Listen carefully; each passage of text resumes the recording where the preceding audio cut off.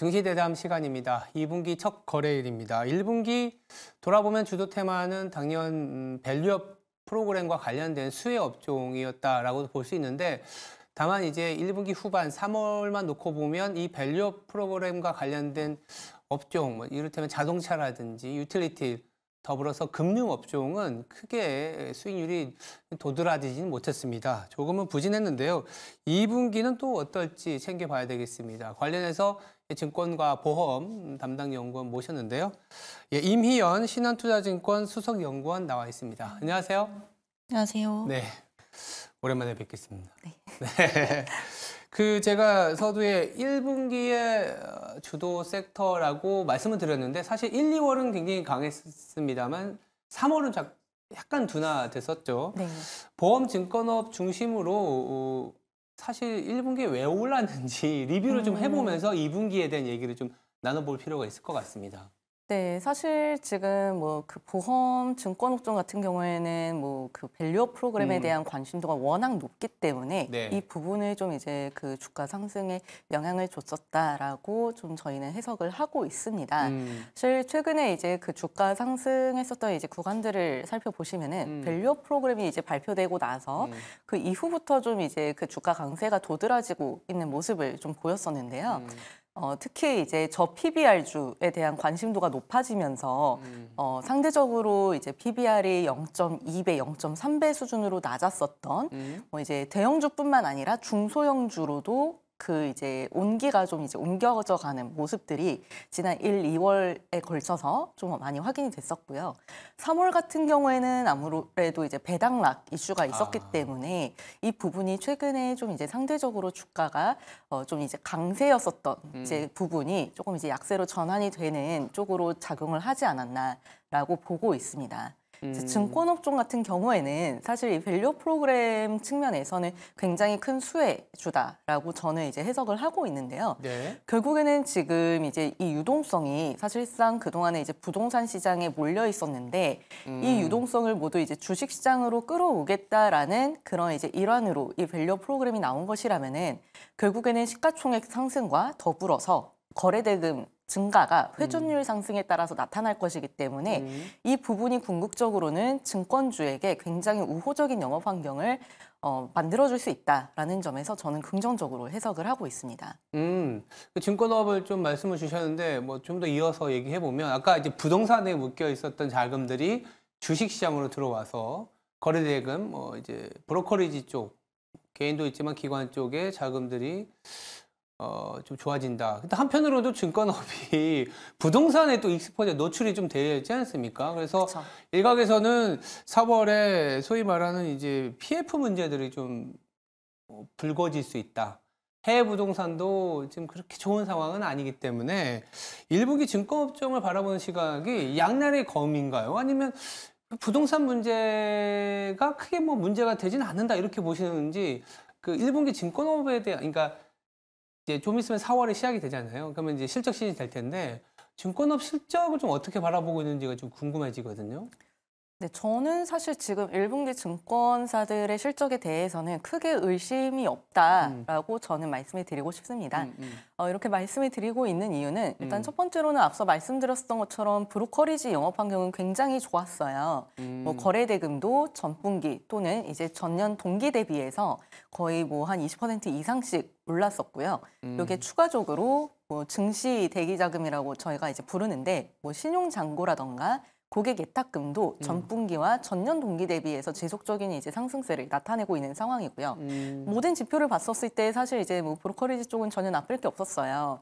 다만 이제 말씀 주셨던 것처럼 IB 쪽에서 부동산 PF 관련된 이슈가 있기 때문에 네. 이 부분에 대해서는 사실 저희가 이제 마음 편하게 그냥 이제 실적 시즌에 기다리기는 어려울 수도 있겠다라는 그렇죠. 이제 의견에 대해서는 공감을 하지만 지난 이제 2023년도 연간 이제 그 결산 시점에 굉장히 많은 증권사들이 그 부동산 PF 관련해서 그리고 말씀 주셨던 해외 대체 자산 관련해서 충당금을 굉장히 이제 타이트하게 쌓았어요. 미리 쌓아놨다. 네, 그래서 사실 이게 어떻게 보면은 뭐 아까 양날의 검이라고 말씀을 주셨는데 정말 뭐 최악의 상황에서 부동산 경기가 지난 연말 대비해서 지금 뭐 3개월 동안 더 안 좋아졌다 하면은 추가적인 충당금 적립 이슈는 있을 수는 있겠지만 저는 이제 그 부분에 대해서는 크게 우려하고 있지는 않고요. 네. 오히려 중장기적으로는 이 부동산 시장이 회복이 된다면은 네. 이미 충당해 놨었던 충당금은 이제 그 쌓아놨었던 충당금들은 오히려 환입이 될 수 있는 그런 이제 구조이기 때문에 중장기적으로 뭐 부동산 시장의 회복을 기대를 한다면은 사실상 여기에서 추가적으로 증권사에 대해서 더 보수적으로 접근할 만한 이슈는 제한적이지 않을까라고 저는 판단하고 있습니다. 약간 언론상에서는 4월에 뭐 다음 주 내에 벌써 총선이 끝나면 PF 문제가 거의 터질 수 있다. 그런 거는 약간 기우에 불과하다라고 보시나요? 아니면 있긴 하지만 시장에서는 이미 조금 많이 흡수를 했고 충분한 이 여력이 있다, 해결의 어떤 방법이 있다 이렇게 보시나요? 일단 부동산 PF 같은 경우에는 제가 건설 전문가가 아니기 네. 때문에 뭐 부동산 이게 전문가가 증권사별로 아니라 이제 조금 익스포저가 이제, 있다 네. 보니까.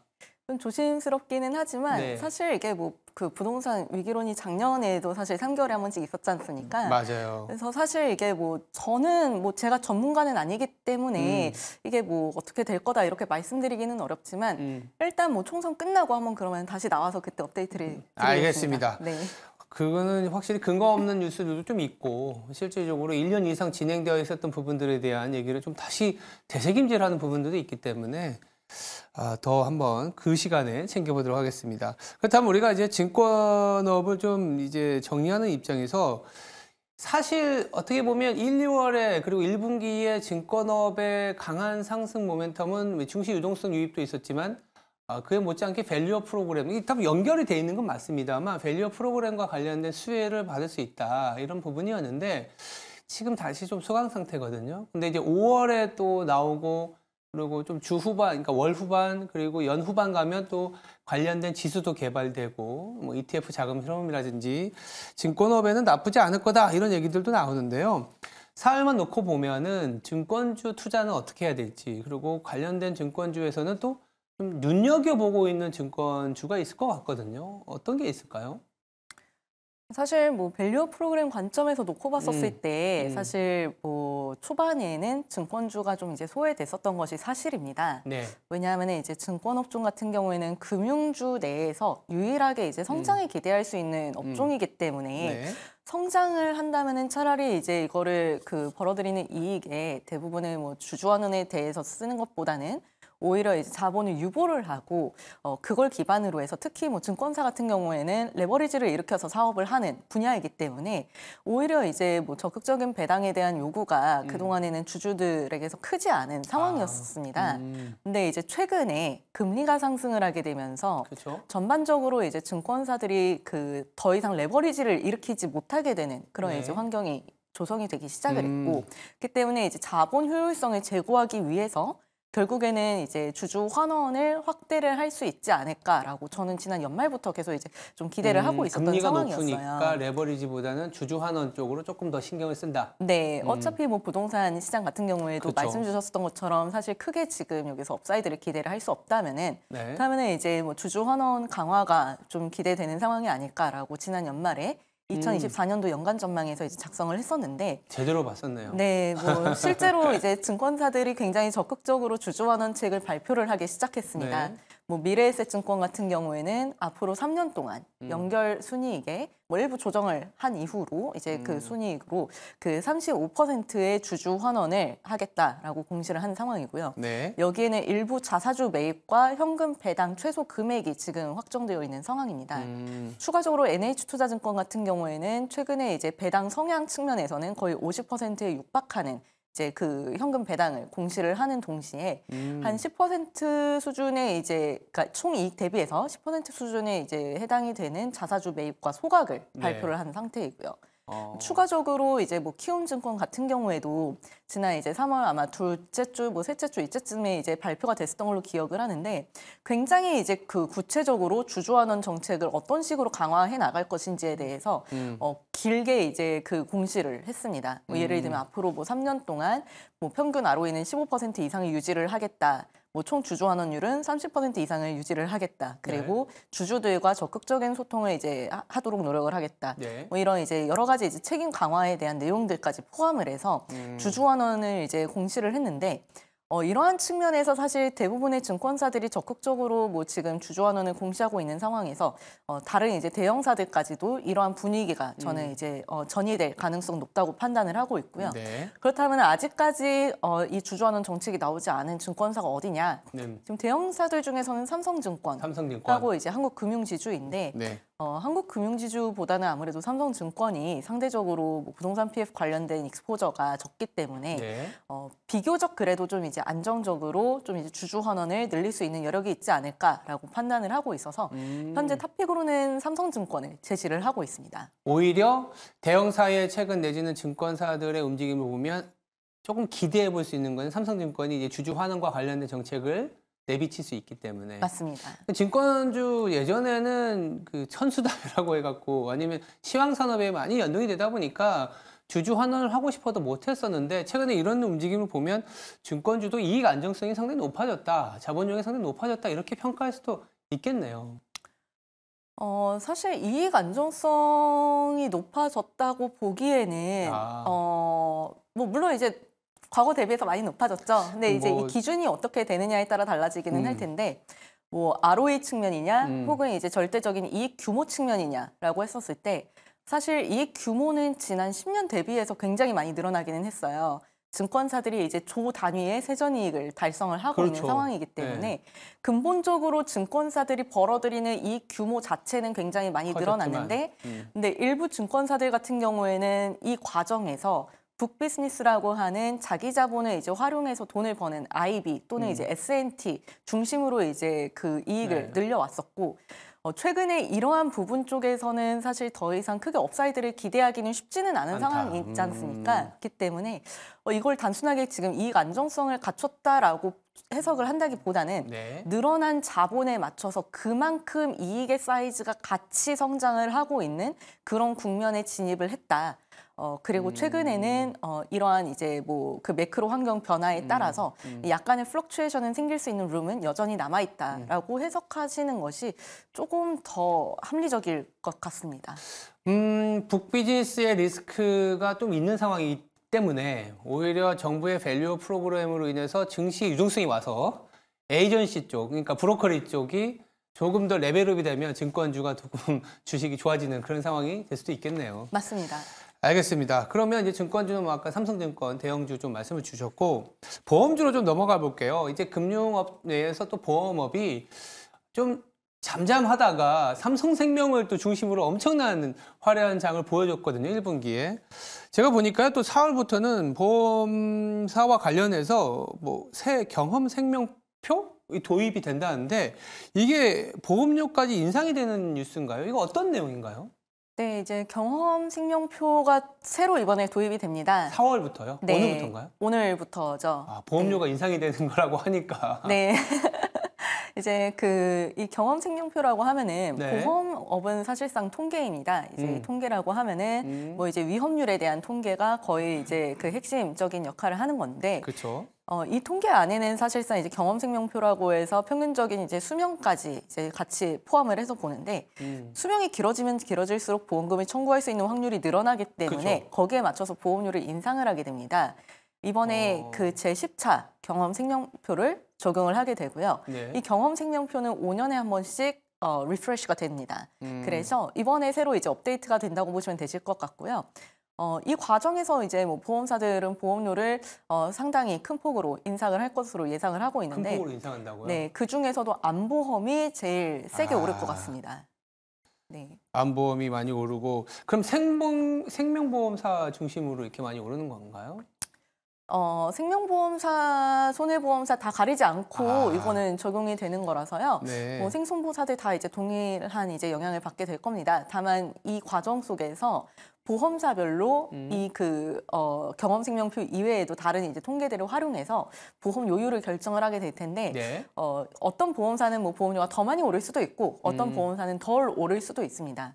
이제 회사마다 그 위험률에 따라서 달라지기 때문에 이 부분에서는 뭐 상대적으로 뭐 보험료가 많이 올라갈 것으로 예상이 되는 보험사가 조금 더 유리하지 않을까라고 예상을 하고 있습니다. 보험료 인상도 4월부터는 좀 진행이 되고 더불어서 최근에 주주 환원도 또 보험주도 마찬가지로 증권주 얘기를 하신 것처럼 최근에 많이 기대가 되고 있지 않습니까? 그런 부분을 감안했을 때 4월에도 보험주를 또 어떻게 봐야 될지 아니면 좀 눈여겨보고 있는 보험주가 있는지 좀 챙겨볼까요? 네, 지금 뭐 4월 같은 경우에는요, 사실 이제 뭐 보험사들 지난 이제 1, 2, 3월 많이 오르기도 했고, 네. 여기서 이제 뭐 더 갈 수 있을까에 대한 고민을 저도 이제 계속 하고 있는 상황인데요.